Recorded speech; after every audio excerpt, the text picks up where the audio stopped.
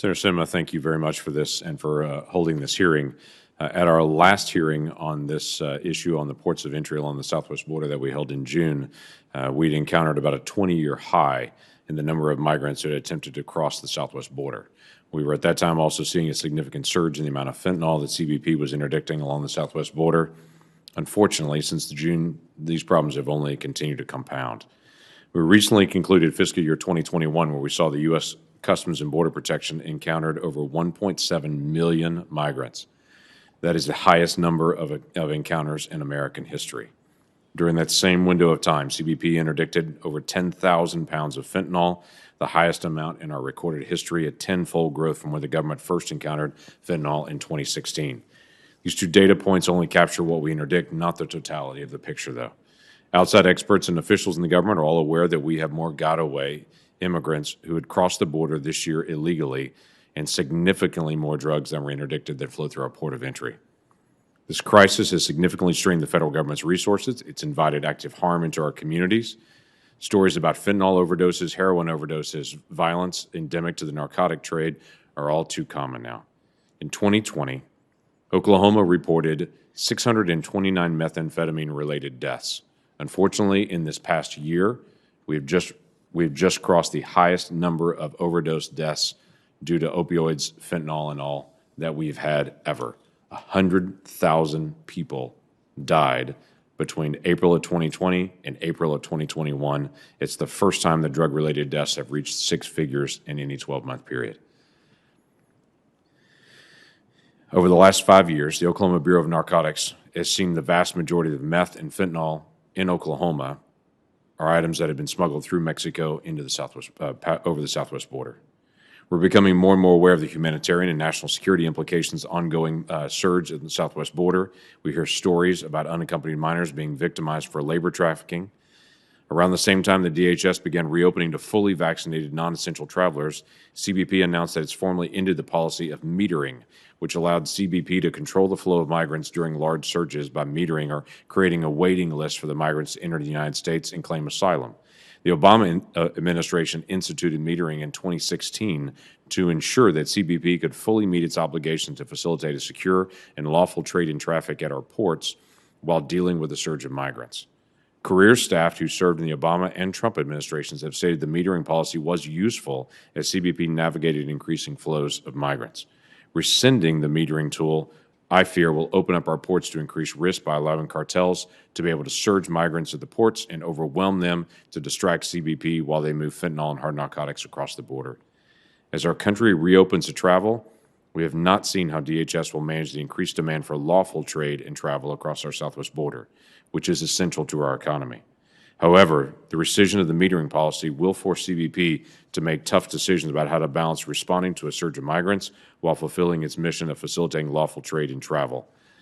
Our port facilities at the southwest border further compound these problems. They're not designed to hold individuals in detention, which is why CBP has historically relied on metering.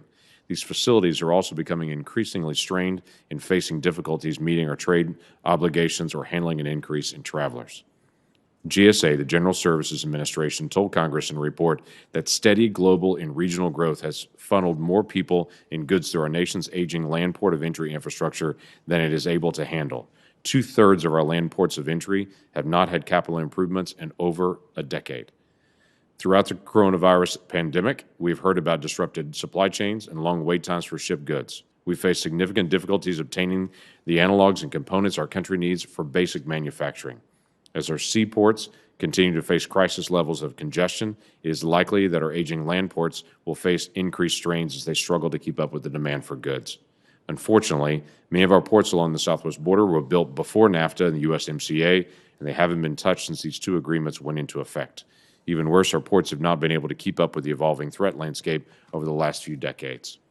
China has recently begun exploiting our aging ports at the southwest border by shipping fentanyl and synthetic opioid analogs to Mexico and then working with the cartels to be able to smuggle them across our ports. According to the DEA, cartels transport bulk quantity polydrug loads via commercial and passenger vehicles, and they do so by exploiting major highway routes for transportation. The DA notes that the most common method of drug smuggling in the United States involves smuggling illicit drugs through U.S. ports of entry and passenger vehicles with concealed compartments or commingled with legitimate goods on tractor trailers. Over the coming weeks and months, we'll see the strain on our aging ports as we work to reopen our country even more. And unless the administration takes action to get the border crisis under control, we'll also likely see the ongoing migrant surge continue to take away from CBP's efforts to stop illicit narcotics, counterfeit goods, and other threats that undermine our public safety and national security. I'm grateful for our witnesses that they're here today, that we can get a chance to be able to talk through some of these issues while all of us are in the same room to be able to discuss this.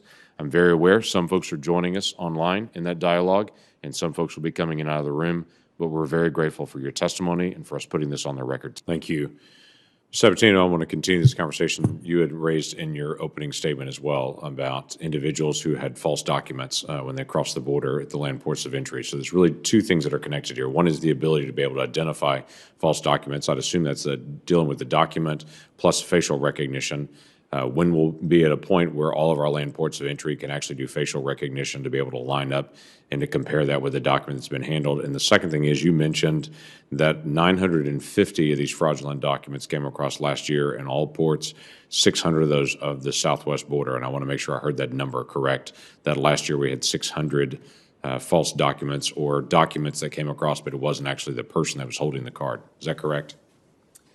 Yes, we had, since the deployment of the facial biometric technology in all of our port environments, air, maritime, and land, the deployments for simplified arrival in our pedestrian lanes really was initiated with, it started in Tucson about a year and a half ago, but more significantly since January of this year, and over 600. I don't have the exact number, I can certainly follow up, but of the 950, it was over 600 that have been identified at our southwest border ports of entry. Were these legitimate cards, just not the person that was actually holding it?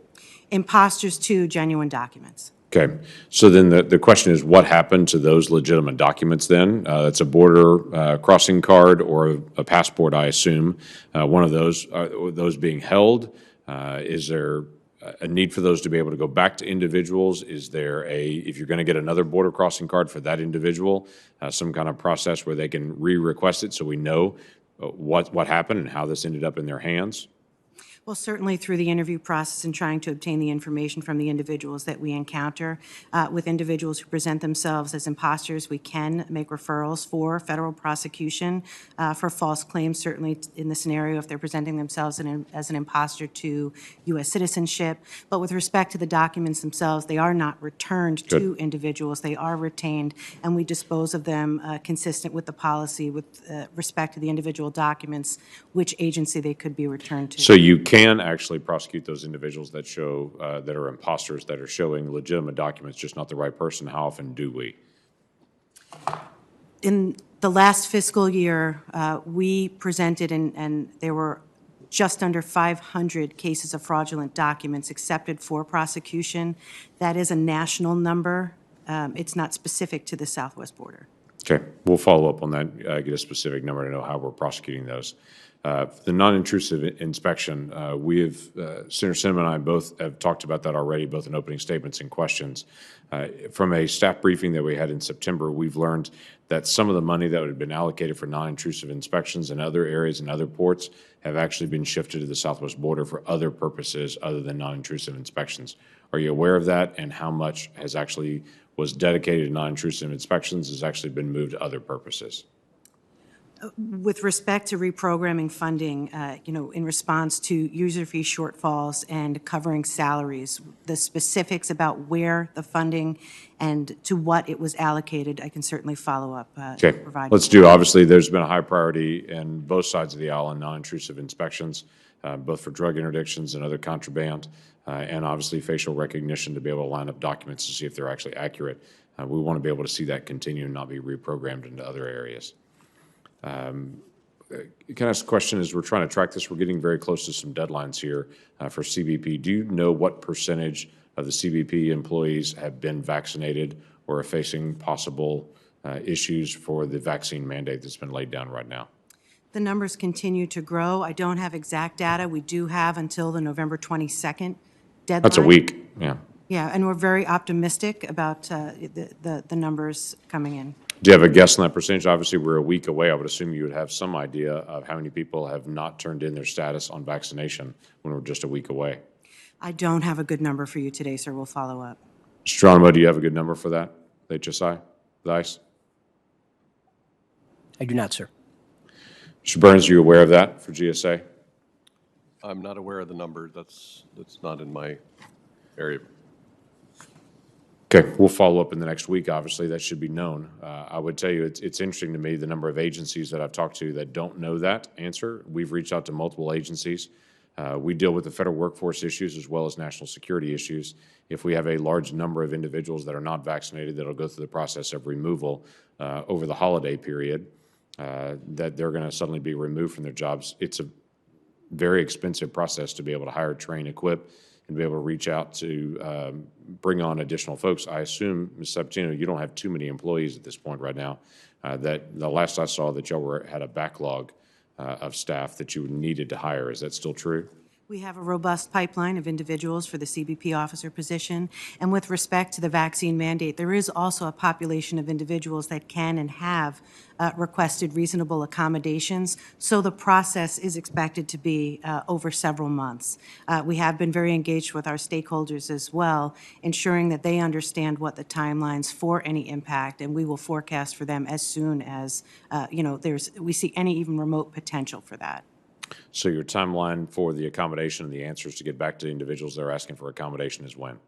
Whether that be medical, personal, or religious accommodations? For religious and medical, and it is an established process to go through to request reasonable accommodations. It's not new for the vaccination mandate, and it's going to be contingent on the volume that we do have. But you expect that to take how long? That could take several months. All right. Mr. Geronimo, we continue to deal with, obviously, a large flow of methamphetamines coming into the country from Mexico. This has been an ongoing issue for quite a while. What are you seeing as far as trend lines and what you're seeing for transnational criminal organizations moving, and if some of the techniques changed, and what do we need to accommodate for technology or other staffing? Sir, thank you for your question. I'll start with the technology piece. Because cartels and TCOs are ever changing and ever evolving, we need to do the same.